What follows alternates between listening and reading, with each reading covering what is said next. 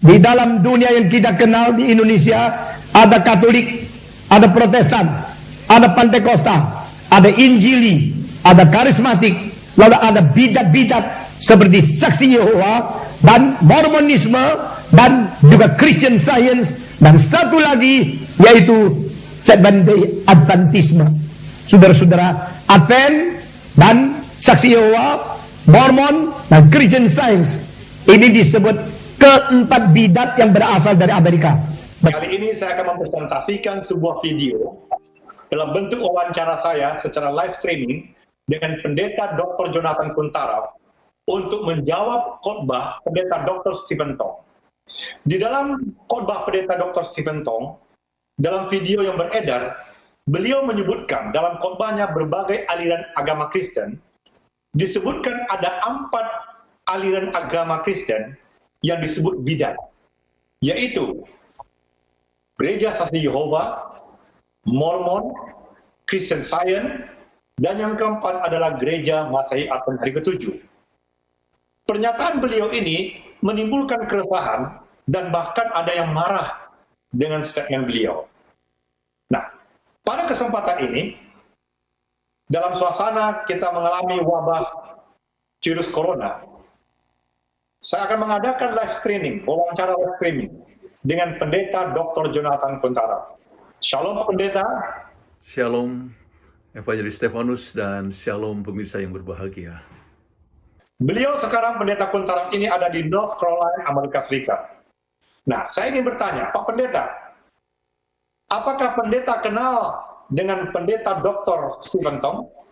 Kita mengenal akan nama daripada Pendeta Dr. Stephen Tong. Bukankah beliau seorang yang sangat ternama sekali? Dan kita merasa senang bahwa beliau adalah seorang yang mempunyai banyak pengalaman dan sudah mengabarkan Injil untuk puluhan tahun. Dan kita hargai akan pekerjaannya selama ini. Dan saya sendiri pernah mendengar akan khotbahnya pada saat di Washington DC. Saya sempat jabat tangan dengan beliau, tapi mungkin beliau tidak kenal, kecuali mungkin beliau mendengar TVRI, misalnya mimbar agama Advent atau Indovision dari waktu ke waktu, saya tidak tahu. Namun saya kenal nama beliau yang sangat ternama tersebut. Nah, Pendeta, mungkin di tengah kesibukan Pendeta, apakah Pendeta pernah menyaksikan video beliau dengan judul khotbahnya berbagai aliran agama? Di situ beliau menyebutkan ada kata bidat. Saya ingin bertanya kepada Pendeta, apa arti bidat, Pak Pendeta? Saudara-saudara, Advent dan Saksi Yehova, Mormon dan Christian Science ini disebut keempat bidat yang berasal dari Amerika. The 4 major cults started from United States. Ya, saya dengar mengenai video tersebut dan saya lihat bahwa ini sudah diunggah lebih kurang 6 tahun yang lalu. Dengan demikian sudah banyak orang yang telah membaca atau mendengar akan video tersebut. Dan dengan sendirinya kita masing-masing menyadari bahwa beliau nampaknya menyebutkan akan 4 gereja yang disebut bidat, ya. Dan untuk itu saya tidak bisa berbicara apa-apa mengenai 3 bidat yang lain, tetapi saya ingin disebutkan mengenai Gereja Masehi Advent hari ke-7. Atau paling sedikit saya bisa berikan definisi daripada bidat itu sendiri. Sesuai dengan apa yang saya dapatkan dari buku Kamus Besar Bahasa Indonesia Purwadarminta, maka apa yang disebut dengan bidat adalah kelompok golongan yang mempunyai kepercayaan atau pandangan yang sama, yang berbeda dari pandangan agama yang lebih lazim yang diterima oleh para penganut agama tersebut. Jadi kalau ada sesuatu perkara yang baru, maka banyak sekali orang yang menganggap bahwa itu adalah sesuatu perkara yang aneh, maka dianggaplah bidat, atau sering juga disebutkan dulu itu nama sekte, ya. Dan kalau berbicara tentang sekte, kita bisa dapatkan terdapat di dalam Alkitab. Misalnya di dalam buku Kisah 24 ayat yang ke-5 disebutkan, telah nyata kepada kami bahwa orang ini adalah penyakit sampar, seorang yang menimbulkan kekacauan di antara semua orang Yahudi di seluruh dunia yang beradab, dan bahwa ia adalah seorang tokoh dari sekte orang Nasrani. Nah, kenapa disebutkan orang Nasrani adalah sekte. Rupanya ada sesuatu yang baru, maka mereka dianggaplah sebagai suatu sekte. Tetapi sesudah gereja itu berkembang, kemudian kita dapatkan satu gereja universal yang disebut Katolik, maka itu tidak lagi disebut sekte. Misalnya kita sebutkan adalah gereja Katolik, ya. Kemudian dari gereja Katolik muncullah gereja Protestan. Waktu munculnya gereja Protestan itu pun disebut sebagai suatu sekte. Tetapi apa yang terjadi adalah bahwa sesudah itu berkembang, maka menjadi satu gereja Protestan yang besar dengan keanggotaan yang ratusan juta orang. Ya. Kemudian kita bisa dapatkan juga bahwa ada kelompok-kelompok yang muncul dari gereja Protestan, misalnya gereja Baptis atau gereja Metodis. Pada saat mereka itu timbul, maka disebut sebagai sekte atau bidat, atau dalam bahasa Inggris disebut cult, ya. Nah, demikian juga dengan gereja Advent. Pada saat muncul itu, maka disebutlah sebagai satu bidat. Tetapi kalau kita lihat, kalau gereja itu sudah berkembang dengan pesat sekali, dengan banyak sekali keanggotaannya, misalnya gereja Advent sudah muncul lebih kurang 157 tahun, maka tidak lagi disebut sebagai suatu bidat ataupun cult. Tetapi satu istilah yang biasa digunakan adalah denominasi. Dan kita mengetahui bahwa banyak sekali informasi yang menunjukkan bahwa gereja Masihi Advent ke-7 adalah satu denominasi. Terima kasih pendeta. Jadi kalau begitu, apa pandangan dunia Kristen terhadap gereja Advent? Apakah pernyataan pendeta Stephen Tong itu adalah pernyataan pribadinya saja? Mungkin pendeta bisa jelaskan pandangan dunia Kristen tentang gereja Masihi Advent hari ke-7, pendeta. Mengapa gereja Advent disebut bidat? Mungkin dalam hal ini saya ingin berikan informasi bagaimana pandangan daripada orang Kristen yang lain. Nah, pada tahun 1955 ada seorang yang bernama Martin atau Walter Martin. Nah, Walter Martin pada saat di sekolah dia sudah mengadakan penelitian berbagai macam cult ataupun yang disebut bidat tadi. Kemudian dia katakan setelah dia menjadi salah satu editor dari Eternity Magazine. Kemudian beliau mulailah menuliskan dan coba mengadakan penelitian. Maka beliau mengadakan kunjungan kepada semua kantor-kantor pusat, termasuk kantor pusat dari gereja Masihi Advent hari ke-7, untuk coba mengadakan penelitian, sebab beliau mempunyai suatu tujuan untuk menulis sebuah buku yang disebut The Kingdom of Cult, yaitu kerajaan daripada ini bidat-bidat.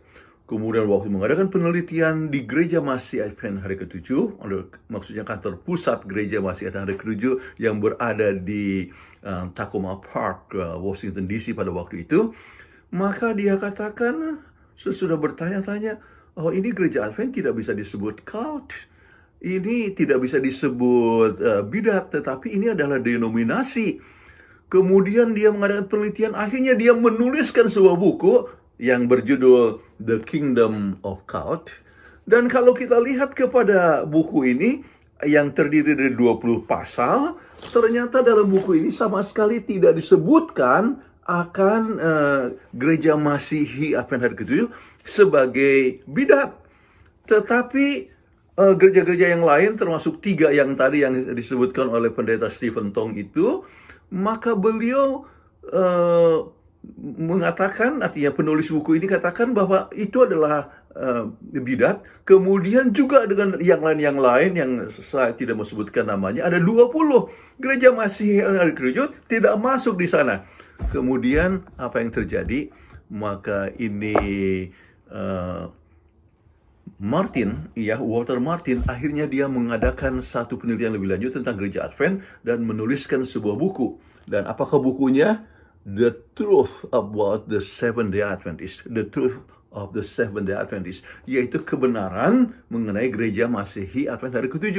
Dan dia membahas secara jelas sekali akan ajaran-ajaran daripada gereja Masihi Advent hari ke-7 yang menyebabkan tidak bisa gereja Masihi Advent hari ke-7 itu disebut sebagai satu cult, melainkan satu denominasi. Nah, bagaimana dengan keadaan di Indonesia? Ya, pendeta Stephen Tong kebetulan dia tinggal di Indonesia dan mungkin beliau membaca akan berbagai macam sumber, dan salah satu sumber yang dituliskan oleh Dr. Furkel, ya, seorang misioneri tahun 1960-an dari Belanda. Kemudian beliau akhirnya pulang ke Belanda, bertugas sebagai dosen di Free University di Amsterdam. Kemudian ini Dr. Vogel dalam bukunya menyebutkan tentang gereja Masihi Advent Hari ke-7 adalah salah satu sekte. Nah, saya bertemu dengan beliau tahun 1978, 1979 di Andrews University, Michigan, dan beliau tidak menunjukkan bahwa gereja Masihi Advent Hari ke-7 adalah sebagai satu cult lagi. Beliau berkunjung dan kami mengadakan pembicaraan bersama-sama dan sebagainya, ya. Nah, masalahnya beliau sudah meninggal, buku itu dipakai di Indonesia, buku Etika Kristen, dan banyak tersebar kemana-mana, bahkan menjadi textbook di sekolah tinggi teologi, ya. Dan akibatnya orang mempunyai pemikiran, oh ini gereja Advent ini adalah sekte atau bidat. Tetapi saudara-saudara sekalian, kalau saja membuka saja Wikipedia, ya, maka kita bisa dapatkan di situ tentang berbagai macam denominasi, misalnya 10 denominasi yang terbesar di dunia. Termasuk di situ adalah Gereja Masihi Advent Hari ke-7. Banyak denominasi adalah bergerak hanya per negara, tetapi yang menyeluruh secara dunia, dikatakan yang nomor satu adalah Gereja Pantekosta, dan yang kedua adalah Gereja Masihi Advent Hari ke-7. Itu adalah perkembangan yang tercepat di seluruh dunia. Jadi kalau begitu, sangat sukar untuk mengakui atau menerima kenyataan bahwa sebetulnya Gereja Masihi Advent Hari ke-7 bukan lagi suatu sekte, tetapi merupakan satu denominasi. Oleh sebab Wikipedia ataupun banyak pelopor-pelopor dunia Kristen sekarang ini menganggap bahwa Gereja Masihi Advent Hari ke-7 adalah sebuah denominasi. Wah, terima kasih pendeta. Makin jelas, berarti dunia Kristen tidak mengatakan gereja Advent itu sebagai bidat. Justru mereka menyokong gereja Advent itu adalah yang sesuai dengan ajaran Alkitab. Berarti video yang beredar tentang pendeta Dr. Stephen Tong ini ada masalah. Terus terang Pak Pendeta, sekarang juga ada banyak masalah pernyataan-pernyataan beliau ini tentang gereja-gereja lain, bukan hanya kepada Advent saja. Mungkin pendeta bisa memberikan pendapat. Apa yang pendeta lihat yang paling bermasalah dalam video pendeta Dr. Stephen Tong ini? Ya, saya lihat ya bahwa tidak menggambarkan Injil. Kalau khotbah itu adalah kabarkan Injil, bukan? Itu adalah kabar baik, ya. Kita satu hal yang dapat mengangkat kerohanian kita, ya. Dan itu adalah satu hal yang sangat penting sekali bahwa kita memberikan kabar baik. Oleh sebab kasih Allah yang demikian besar kepada kita semua, maka Yesus telah datang ke dunia ini. Itulah yang kita harus kabarkan kepada dunia. Jadi masalah yang melihat akan khotbah tersebut hanya membahas mengenai masalah aliran agama. Saya tidak melihat Injil di situ. Yang kedua, saya tidak lihat isinya yang akurat. Data-data yang digunakan adalah tidak benar, dan kita akan bahas benar.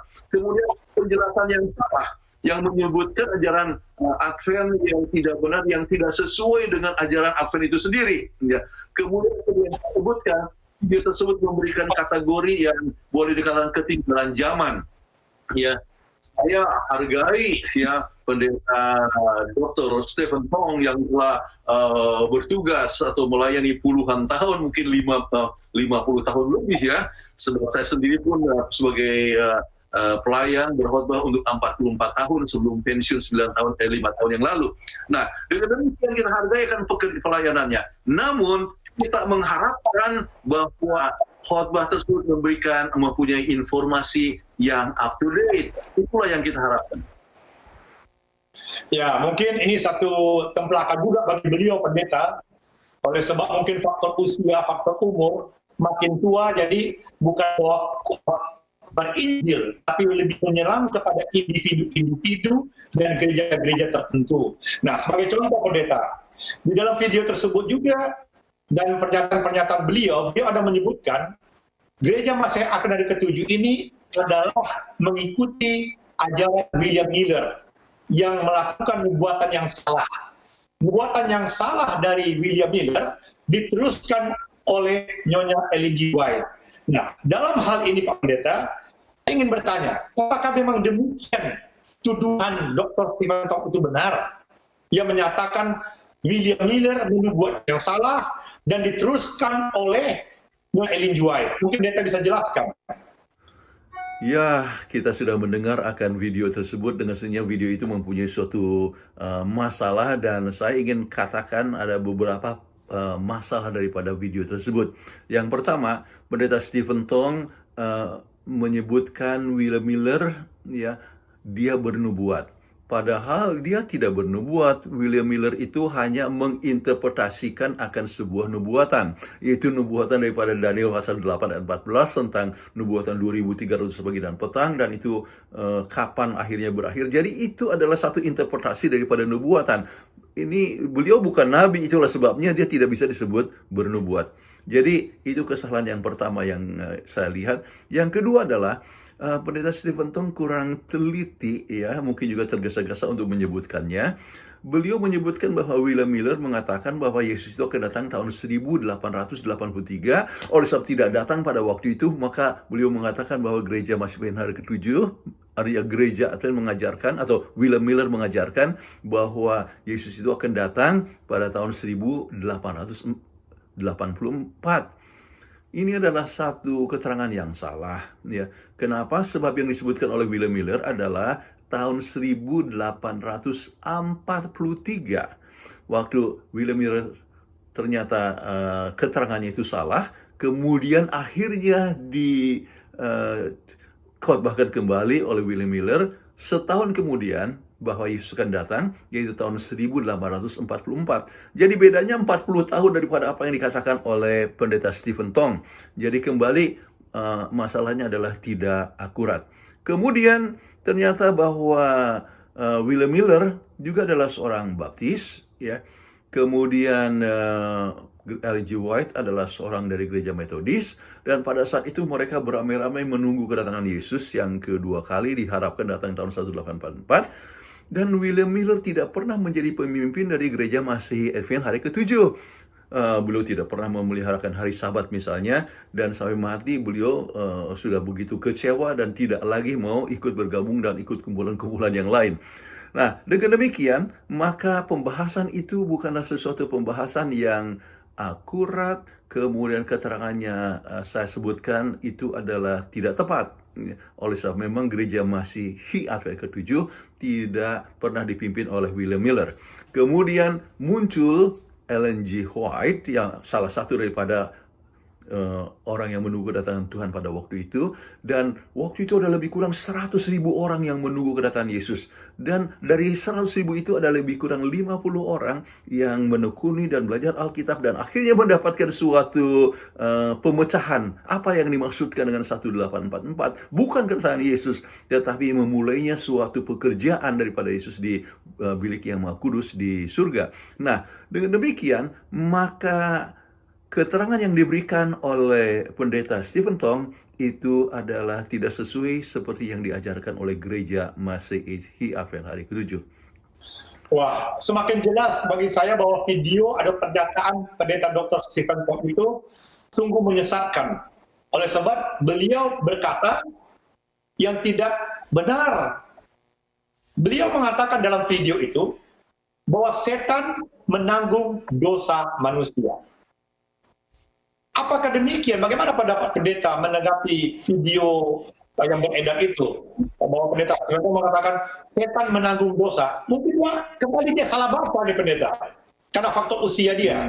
Adventisme mempunyai kepercayaan yang salah. Sekarang banyak anggota Advent sendiri tidak tahu, yaitu yang menanggung dosa bukan Yesus, tetapi iblis. Karena iblis yang menciptakan dosa, maka iblis harus menanggung dosa. Dan mereka mengambil ayat daripada Alkitab, buku Musa, mengenai ada domba yang dibawa ke padang belantara, diserahkan kepada Aga Sesian. Nah, itulah mewakili iblis. Ini ajaran tidak sesuai dengan seluruh kitab suci. Karena Paulus berkata, Yesuslah anak domba Paskah yang mengganti dosa kita. Nah, ini adalah satu hal yang menarik. Apakah memang gereja Advent mengajarkan bahwa setan itulah yang menebus dosa manusia? Saya ingin sampaikan bahwa gereja Masihi Advent hari ke-7 tidak pernah mengajarkan demikian.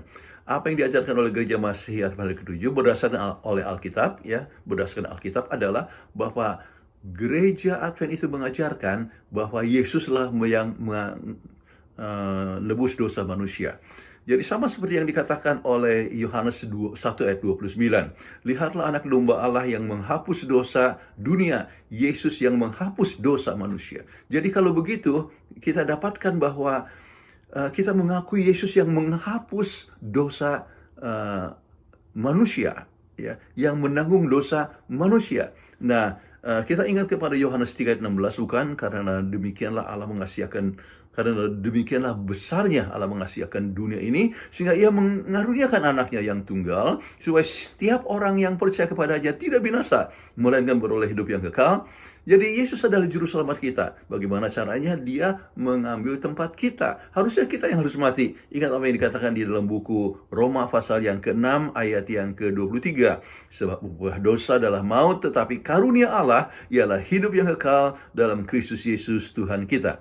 Nah, pemirsa yang berbahagia, kita bisa lihat bahwa sebetulnya kita harus mati untuk selama-lamanya. Tetapi Yesus adalah anugerah Allah untuk kita, kasih karunia yang luar biasa. Ia mati untuk kita. Kita tidak perlu lagi mati, tetapi Yesuslah yang mati untuk kita. Itulah sebabnya yang menebus dosa kita bukanlah setan, tetapi Yesuslah yang menebus dosa kita. Ya, terima kasih pendeta. Berarti pendeta telah menjawab apa dalam isi hati saya itu. Sebab setahu saya gereja Advent tidak pernah mengajarkan setan menanggung dosa manusia. Tetapi Yesus yang menanggung dosa manusia. Dia datang ke dunia, dia mati di Golgota, dia bangkit. Itulah untuk menebus manusia yang berdosa. Nah, satu lagi Pak Pendeta, di dalam pernyataan Pendeta Dr. Stephen Tong itu dikatakan bahwa gereja Advent ini kalau mengajarkan setan menanggung dosa manusia, mungkin pendeta perlu menjelaskan lebih mendetil apa keyakinan gereja Advent. Ajaran Advent yang sebenarnya itu bagaimana? Coba pendeta Kuntara bisa jelaskan. Ini adalah kesalahpengertian daripada pendeta Stephen Tong, ya.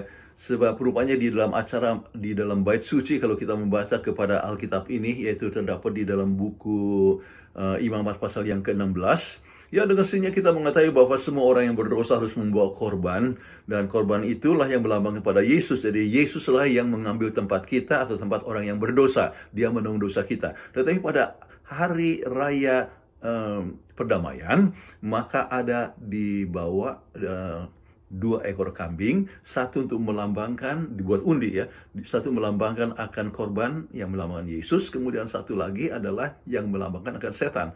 Jadi kalau misalnya yang kena undi itulah yaitu kambing yang melambangkan setan, maka dia akan dilepas di padang belantara, menunjukkan bahwa dialah yang bertanggung jawab atas dosa manusia. Nah, yang menebus dosa adalah Yesus, tetapi yang menyebabkan bahwa dosa itu timbul di dunia ini adalah setan. Jadi itu yang dimaksudkan dengan keterangan yang di dalam Alkitab, ya.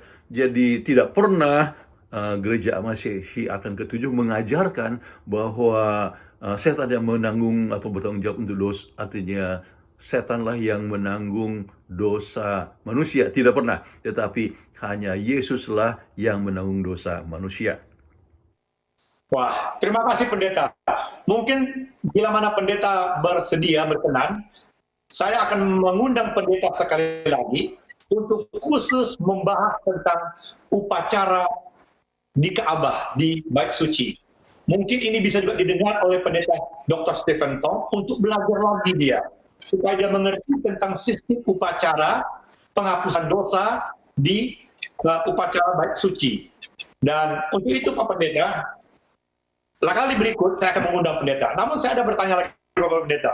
Apa sebenarnya persamaan dan perbedaan daripada gereja Masihi ke-7 dengan gereja lain? Kalau berbicara mengenai persamaan, ya, antara gereja Masihi Advent ke-7 dan gereja yang lain, ya, gereja Masihi Advent ke-7 percaya kepada Alkitab. Sama seperti gereja Protestan yang lain, kita percaya apa yang disebut sola scriptura, yaitu Bible and Bible only. Dan berdasarkan Alkitab ini, maka kita mempunyai doktrin-doktrin yang semuanya berdasarkan Alkitab. Jadi doktrin tersebut misalnya kita sebutkan tentang doktrin Trinitas, ya. Itu berdasarkan Alkitab, sebab Alkitab walaupun tidak menyebutkan kata Trinitas, tetapi konsep Trinitas ada di dalam Alkitab. Dan itu diakui oleh gereja-gereja Protestan, ya, ataupun banyak gereja-gereja yang lain sekalipun. Kemudian kita percaya berdasarkan Alkitab apa yang disebut kebenaran ataupun keselamatan manusia itu hanya dengan iman.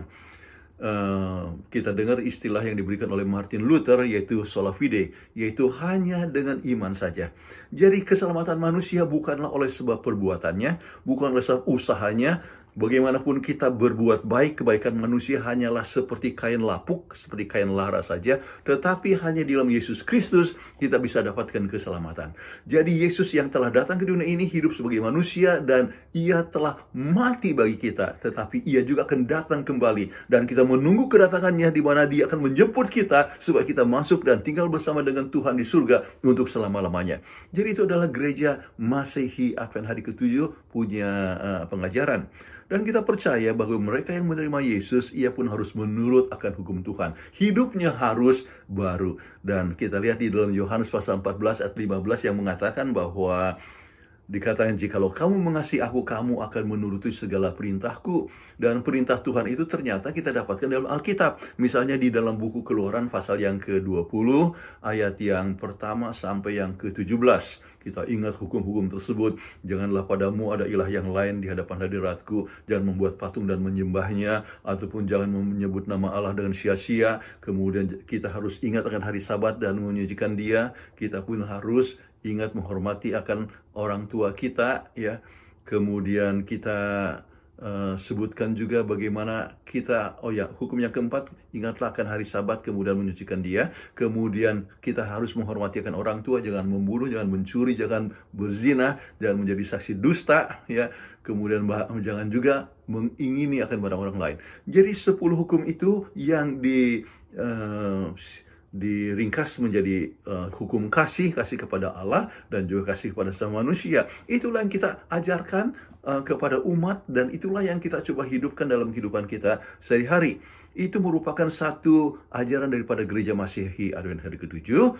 Kemudian satu poin yang sangat penting yang kita perlu mengetahui juga ialah bahwa Alkitab menyebutkan tentang tubuh kita. Misalnya di dalam buku 1 Korintus 6 ayat 19, atau tidak tahukah kamu bahwa tubuhmu adalah bait Roh Kudus yang diam di dalam kamu, Roh Kudus yang kamu peroleh dari Allah, dan Bapa kamu bukan milik kamu sendiri, sebab kamu telah dibeli dan harganya telah lunas dibayar, karena itulah muliakanlah Allah dengan tubuhmu. Jadi kepada kita diajak untuk memuliakan nama Tuhan. Bagaimana memuliakan nama Tuhan? Dengan tubuh kita.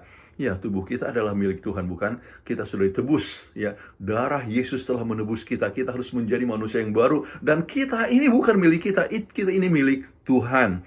Kemudian dikatakan lebih lanjut, misalnya di dalam buku 1 Korintus 3 ayat 17, ya. Dikatakan lebih lanjut, ya, jika ada seorang, atau tidak tahukah kamu bahwa kamu adalah bait Allah dan bahwa Roh Allah diam di dalam kamu? Jika ada orang yang membinasakan bait Allah, maka Allah akan membinasakan dia, sebab bait Allah adalah kudus dan bait Allah itu ialah kamu. Nah, itulah yang kita percayai, pemirsa yang berbahagia. Ingatlah bahwa kita tidak boleh merusak tubuh kita.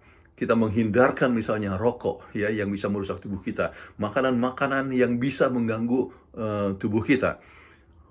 Kita sebutkan misalnya yang tertulis dalam buku Imamat pasal yang ke-11 tentang masalah makanan. Kita harus hindarkan makanan-makanan yang haram misalnya. Itu adalah untuk kebaikan kita supaya kita lebih sehat, ya.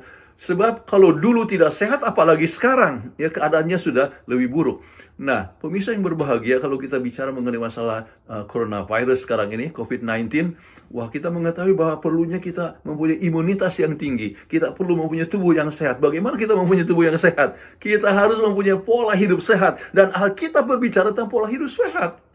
Itu berbicara mengenai masalah tidur yang cukup, itu berbicara mengenai makanan yang sehat, ataupun juga gerak badan. Prinsip Alkitab itu ada di sana, ya, atau prinsip pola hidup ada di dalam Alkitab.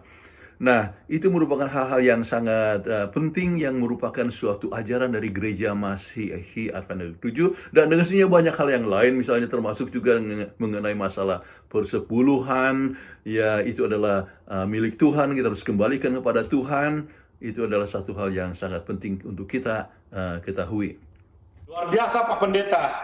Saya sebagai anggota gereja Masihi Advent ke-7 sangat senang bersyukur. Rupanya dasar kepercayaan gereja Masihi Advent ke-7 adalah Alkitab yang mengajarkan kita untuk menurut kepada perintah Tuhan. Salah satunya memelihara Sabat. Yang kedua menjaga tubuh untuk kita persembahkan kepada Tuhan karena ini adalah bait suci Allah. Yang ketiga, tadi pendeta tidak singgung adalah mengenai persepuluhan juga kita harus setia mengembalikan untuk memberitakan Injil. Bukan untuk keperluan diri sendiri. Karena itu saya mungkin pengen tanya kepada pendeta. Sejauh mana perkembangan gereja Advent pendeta sampai hari ini? Bolehkah pendeta bisa menjelaskan perkembangan gereja Masihi Advent ke-7 sampai hari ini? Bagaimana tentang pengembangan gereja Masihi Advent ke-7? Ya sekarang ini kita dapatkan bahwa kita termasuk 10 denominasi yang terbesar di dunia. Tetapi untuk pengembangan yang secara menyeluruh ke seluruh dunia, justru kita adalah nomor 2. Pengembangan tercepat juga adalah nomor 2 sesudah gereja Pantekosta. Sedangkan gereja daripada Masihi Advent ke-7 di Amerika adalah yang tercepat di Amerika perkembangannya. Jadi kita merasa senang bahwa kita berkembang dengan cepat itu oleh sebab bekerjanya Roh Kudus. Sebab tidak ada pertobatan tanpa bekerjanya Roh Kudus dalam hidup kita masing-masing. Nah, kita mengetahui bahwa gereja berkembang dan kita mempunyai sekitar 24 juta dan berada di dalam lapisan masyarakat ya, dari rakyat jelata sampai kepada pegawai negeri ataupun sampai kepada pemerintahan ataupun juga orang-orang penting. Kita dapatkan presiden juga ataupun perdana menteri yang beragama Advent atau menteri. Umumnya orang mengenal nama Ben Carson, dia adalah seorang Advent misalnya, dan biasa dia mengadakan khotbah misalnya di gereja-gereja kita. Jadi kita bisa melihat bahwa kita dapatkan anggota di mana-mana dan pengembangan cukup pesat. Mengapa? Sebab kita mempunyai beberapa stasiun radio seluruh dunia ataupun stasiun televisi, kabel television. Kita mengabarkan dengan internet, kita mengabarkan buku-buku, kita mempunyai rumah sakit sangat-sangat banyak ya.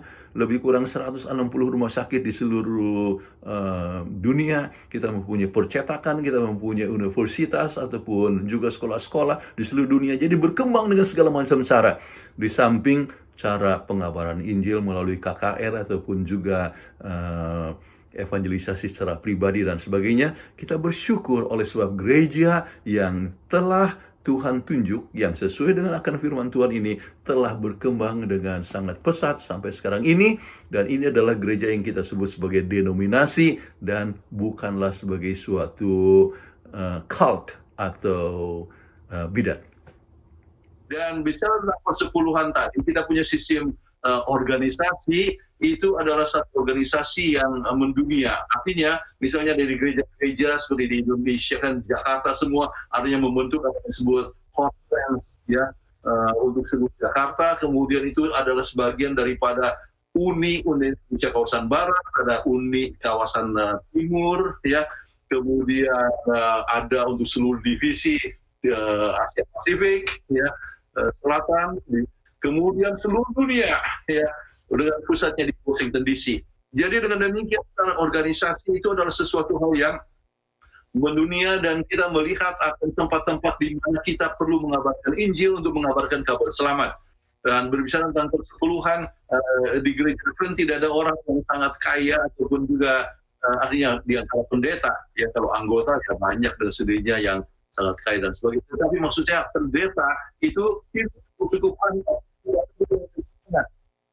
Ada tempat-tempat dari gereja yang lain yang selalu mengalami kesulitan untuk hidup. Mengapa? Oleh sebab anggotanya sedikit.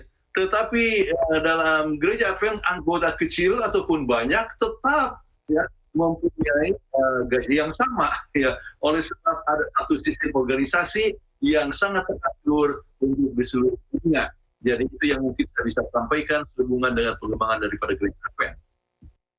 Terima kasih pendeta. Berarti saya juga makin bahagia dan senang bahwa sesungguhnya pendeta dari gereja Masehi Radical ke-7, persepuluhan itu tidak masuk ke kantong pribadi mereka. Tetapi ada sistem organisasi yang rapi mulai dari bawah jenjang jemaat terus sampai ke atas, yaitu ketika ke General Conference. Nah, mungkin pendeta karena waktu membatasi kita, apakah pendeta ada pesan khusus untuk pendeta Stephen Tong pada kesempatan ini? Silakan pendeta. Baik, kalau bicara mengenai masalah pesan untuk pendeta Dr. Stephen Tong, ya dia adalah sebagai seorang yang sangat punya banyak pengalaman. Kita hargai kan pelayanannya untuk puluhan tahun. Saya bertugas hanya 44 tahun, ya sampai pensiun 5 tahun yang lalu, ya, dan tetap melayani sampai sekarang ini secara sukarela. Namun Pendeta Stephen Tong saya percaya bertugas lebih daripada 50 tahun, ya. Kita hargai akan apa yang dibuat. Namun, ya, saya ingin sampaikan kepada beliau bahwa sangat penting untuk membawakan kabar baik, ya. Kalau kita lihat kepada pembicaraannya yang ditanyakan tadi, kita tidak melihat kabar baik, ya.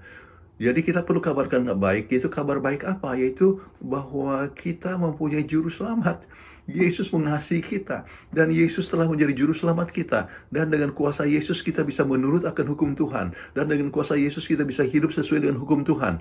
Nah, itu adalah sesuatu perkara yang sangat penting yang kita harus kabarkan, ya. Kasih Allah demikian besar kepada kita masing-masing. Bagaimanapun jatuhnya kita dalam dosa, Tuhan bisa bangunkan kita. Jadi, pemirsa yang berbahagia, kita perlu mengabarkan kabar baik. Jadi bukan hanya kepada pendeta Stephen Tong, tetapi juga kepada pendeta-pendeta yang lain saya undang. Ayo, kabarkan kabar baik, supaya lebih banyak orang yang menerima keselamatan dan tersedia untuk kedatangan Yesus yang kedua kali. Yang berikut, saya percaya bahwa kita harus memelihara akan persatuan jemaat, ya. Kita harus bersatu, bukan menjelek-jelekan akan gereja-gereja. Jangan merasa bahwa kita lebih benar daripada yang lain. Sebagaimanapun benarnya kita tidak lebih daripada hanya kain lara saja. Keselamatan manusia bukan oleh perbuatannya. Keselamatan manusia itu hanya adalah melalui kasih karunia Tuhan. Jadi kita harus pelihara kesatuan, mendukung satu sama lain, ya. Dan dalam masa krisis seperti sekarang ini, dengan adanya masalah COVID-19, maka kita perlu untuk mencari manalah yang memerlukan pertolongan, ya. Jadi gereja-gereja harus bersatu untuk memberikan pertolongan kepada mereka yang membutuhkan. Apalagi gereja daripada pendeta Stephen Tong besar sekali, ya.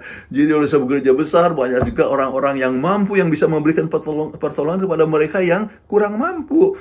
Jadi banyak orang yang menjadi korban daripada coronavirus ini. Kita harus berusaha untuk menolong mereka. Itulah yang kita harus buat, sebab kasih Tuhan harus dinyatakan. Bukankah inti daripada pekabaran kita adalah kasih kepada Allah, kasih pada sama manusia. Kasih itu harus dinyatakan, ya, melalui perbuatan dengan menolong yang lain. Salah satu kegiatan daripada gereja Masehi Advent hari ke-7 adalah kegiatan ADRA.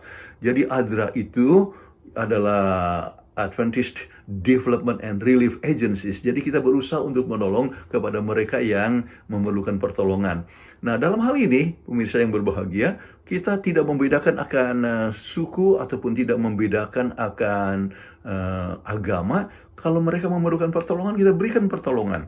Misalnya apa yang telah terjadi dengan tsunami di Aceh, maka ADRA pergi ke Aceh, dan apakah yang dibuat di sana, pemirsa yang berbahagia? Membangun sekolah-sekolah, lebih kurang 100 sekolah yang dibangun oleh ADRA. Mereka hanya kenal ADRA, mereka tidak kenal Advent. Mereka tidak tahu bahwa ADRA itu adalah dari gereja Advent. Jadi kita bisa melihat bahwa banyak yang dapat kita buat dengan melakukan kegiatan untuk menolong sesama manusia. Jadi kita harus dikenal oleh masyarakat sebagai umat yang berbuat kebaikan. Kemudian kita harus menjadi berkat bagi masyarakat yang membutuhkan, ya, berikan pelatihan bagi mereka yang memerlukan pekerjaan dan sebagainya. Itu adalah satu hal yang kita harus tunjukkan sebagai anggota gereja Masehi Advent hari ke-7. Kemudian Ya, semuanya harus berjalan untuk kemuliaan bagi nama Tuhan. Kita lihat di dalam buku Matius 5 ayat 16, demikianlah, hendaklah terangmu bercahaya di depan orang, supaya mereka melihat perbuatanmu yang baik dan memuliakan Bapamu yang di surga. Pemirsa yang berbahagia, itu yang kita harus buat, yaitu membuat sesuatu untuk kemuliaan bagi nama Tuhan. Yesus sendiri berkata, dengan demikian orang lain bisa mengenal bahwa engkau adalah muridku jikalau engkau mengasihi satu sama lain. Jadi kita harus menunjukkan kasih sayang kepada masyarakat, tunjukkan pertolongan kepada mereka yang memerlukan pertolongan, dan dengan demikian maka kita bisa melihat bahwa makin lama orang lebih mengenal akan Tuhan, mengenal Yesus Kristus melalui kebaikan kita, bukan dengan gontok-gontokan, tetapi dengan persatuan di dalam pengabdian untuk kemuliaan bagi nama Tuhan, dan itulah yang kita harapkan daripada para pemirsa sekalian. Terima kasih pendeta. Para pemirsa di mana saja saudara berada saat ini, dengan penjelasan pendeta Jonathan Kuntaraff, kita sudah mengerti di mana posisi ajaran gereja Masehi Advent ke-7. Dengan kata lain, bila mana kita berbicara tentang firman Tuhan, dasarnya itu adalah Alkitab. Maka saya menghimbau dan saya menyatakan dengan mengutip sebuah ayat Alkitab yang tertulis di dalam buku Yesaya pasal 8 ayat yang ke-20. Dikatakan begini, Yesaya 8 ayat 20. Carilah pengajaran dan kesaksian. Siapa yang tidak berbicara sesuai dengan perkataan itu, maka baginya tidak terbit fajar. Saya berharap ke depan semoga pendeta Dr. Stephen Tong berbicara berdasarkan Alkitab firman Tuhan, supaya firman itu meninggikan nama Tuhan, bukan menjelek-jelekan agama yang lain atau menganggap diri benar, tetapi biarlah pendeta Dr. Stephen Tong berbicara sesuai dengan firman ini, supaya terbit fajar dipakai oleh Tuhan. Kiranya Tuhan memberkati kita semua. Dan sebagai penutup, saya meminta kepada pendeta Dr. Jonathan Kuntaraff berdoa untuk kita semua, dan juga berdoa buat pendeta Dr. Stephen Tong, supaya dia meninggikan nama Tuhan Yesus berdasarkan firman Tuhan, bukan berdasarkan apa yang dia pikirkan atau apa yang dia rasakan. Pak Pendeta, boleh tolong pimpin kita dalam doa? Bapa kami dalam surga, kami bersyukur oleh kami, kami bersyukur oleh Alkitab menjadi penuntun hidup kami. Kami bersyukur oleh Yesus Kristus menjadi juru selamat kami. Biarlah ya Tuhan, Kristus boleh selalu nyatakan melalui hidup kami sekalian, yaitu para pemirsa, semua para pendeta, termasuk pendeta Stephen Tong, dan pendeta-pendeta yang lain yang mengabarkan Injil, membawa kami ke persatuan, mengabarkan kasih Tuhan yang demikian besar, dan kami semua boleh bertumbuh di dalam Tuhannya. Dan biarlah kami semua boleh menjadi berkat pada saat negara kami ataupun dunia sedang mengalami krisis ini. Biarlah kami boleh memberikan kasih sayang kepada mereka yang membutuhkan, dan juga memberikan kasih Tuhan, sayang Tuhan kepada semua yang berada di sekitar kami. Dengan demikian nama Tuhan dapat dimuliakan. Terima kasih Bapak, biarlah kami dapat menjadi murid Alkitab yang baik, menggunakan Alkitab sebagai penuntun hidup, sekarang sampai selama-lamanya. Mohonkan doa ini dalam nama Yesus Juru Selamat kami. Amin.